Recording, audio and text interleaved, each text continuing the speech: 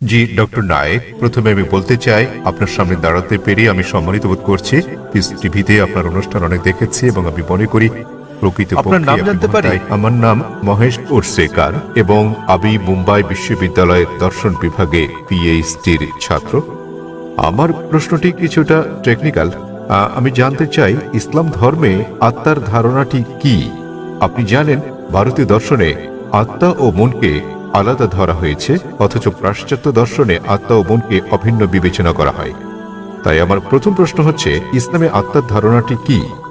এবং দ্বিতীয় প্রশ্নটি হচ্ছে, দেহের সঙ্গে আত্মার সম্পর্ক কি? আপনার জানার মতে মৃত্যুর পর আত্মা দেহ ত্যাগ করে কিনা, এবং আপনার জানা এ জাতীয় অন্যান্য তথ্য। তাহলে এটি একটি দুই অংশ বিশিষ্ট প্রশ্ন।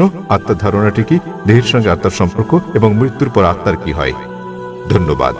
ভাই মহেশ প্রশ্ন করলেন যে আত্মার ধারণাটি কি ইসলামে এবং সম্পর্কটা কি আত্মা ও মানব দেহের মধ্যে, এবং মৃত্যুর পর আত্মার কি হবে, এটাই মূল প্রশ্ন।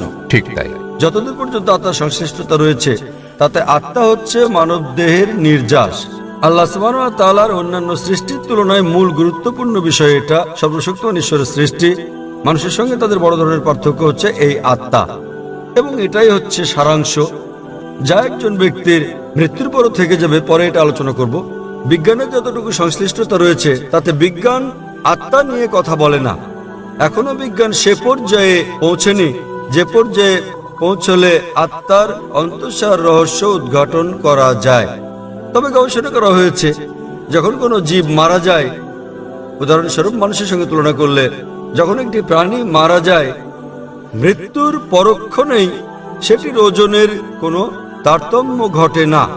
তবে যখন আমরা একজন মানুষের ওজনের বিষয়টি বিশ্লেষণ করি, যখন তার জানকবজ করা হয় এবং সে মারা যায়, তাৎক্ষণিকভাবেই তার ওজন কমে যায়।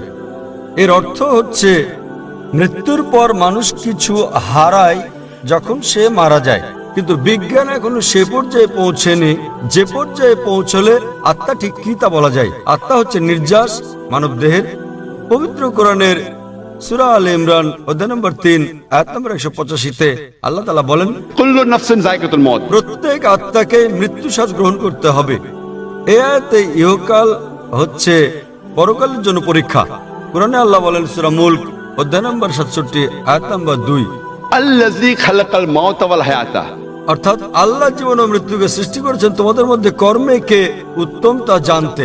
তাই এই পার্থিব জীবন পরকালের জন্য পরীক্ষা, এবং প্রত্যেক আত্মাকে মৃত্যুর স্বাদ নিতে হবে। একজন মানুষ মারা গেলে তার আত্মা দেহের মধ্যে থাকে না, কিন্তু বিচার দিবসে যখন তাকে পুনরুত্থিত করা হবে, তখন তার করা নেক কাজ ও পাপ কাজের উপর ভিত্তি করে বিচার দিবসে সর্বশক্তিমান ঈশ্বর, তিনি মালিক ইয়াউমিদ্দিন, অর্থাৎ তিনি বিচার দিবসের মালিক, দুনিয়ার জীবনে আপনি যেমন কাজ করেছেন তার উপর ভিত্তি করে সেদিন আপনার জন্য নির্ধারণ করা হবে আপনি বেহেশতে না দোজখে যাবেন।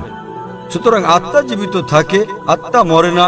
এটি কেবল মৃত্যুর স্বাদ গ্রহণ করে যখন কোনো মানুষের দেহ মারা যায়। যখন দেহ প্রাণের সঙ্গে থাকে তখন সে মানুষ। তবে পরকালে সম্পূর্ণ নতুন একটা দেহ দেওয়া হবে এবং আত্মা বেঁচে থাকবে, এবং তখন এই জীবনের পরীক্ষার ফলাফলের উপর ভিত্তি করে বেহেশতে যোগ দেওয়া হবে। আশা করি উত্তরটা আপনি পেয়েছেন। আত্মা আর মন কি অনুরূপ? ভাই প্রশ্ন করলেন আত্মা আর মন কি অনুরূপ? না। আবার বলছি, মন হচ্ছে ভাবগত। যদি আমি আপনাকে প্রশ্ন করি আপনার মন কোথায়, আপনারা জানেন, তখন লোকেরা বলবে মনের অবস্থান মস্তিষ্কে। সুতরাং এটা একটা গুণবাচক শব্দ। যেমন আমরা যখন বলি নিজের কাজে মন দাও, তো মনে রাখার কথা বললে লোকেরা মস্তিষ্ক খাটিয়ে ভাবতে শুরু করে, কিন্তু এর অর্থ এই নয় যে মন মস্তিষ্কের মধ্যে রয়েছে, বরং এটা ভিন্ন কিছু। তাহলে আবারও প্রমাণিত হলো যে মন একটা গুণবাচক শব্দ। আমি জানি না মনকে কোথাও স্থাপন করা হয়েছে কিনা। যখন আমরা মন সম্পর্কে কথা বলি সাধারণত মস্তিষ্ক সম্পর্কে ভাবি, কিন্তু সেটা একটা গুণবাচক শব্দ। আশা করি উত্তরটা পেয়েছেন।